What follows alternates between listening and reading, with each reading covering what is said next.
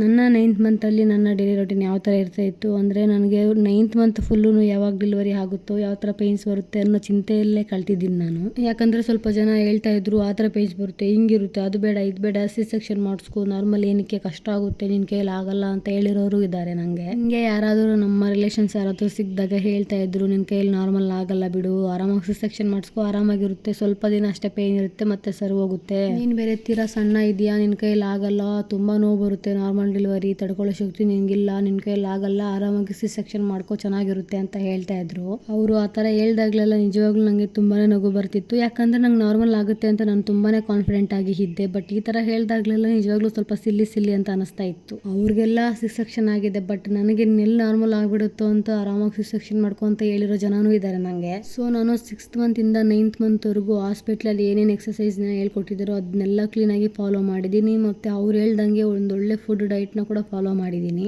So ಅವ್ರು ಹೇಳಿರೋದನ್ನೆಲ್ಲ follow ಮಾಡಿದ್ದಕ್ಕೇನೆ ನನಗೆ baby heat down ಆಗಿತ್ತು 8th ಮಂತ್ ಅಷ್ಟೊತ್ತಿಗೆ. ಈಸಿ ಆಗುತ್ತೆ, ನಾರ್ಮಲ್ ಡೆಲಿವರಿ ಆಗೇ ಆಗುತ್ತೆ ಅಂತಲೂ ನನಗೆ ಹೇಳಿದ್ರು ಹಾಸ್ಪಿಟ್ಲಲ್ಲಿ. ಅದಕ್ಕೆ ನಾನು ಕೂಡ ತುಂಬ ಧೈರ್ಯವಾಗಿ ಇದ್ದೆ, ಎಲ್ಲನೂ ಅನ್ಕೊಂಡಂಗೆ ಆಗ್ತಾ ಇದೆ, ಎಲ್ಲ ಒಳ್ಳೇದಾಗುತ್ತೆ ಅಂತ.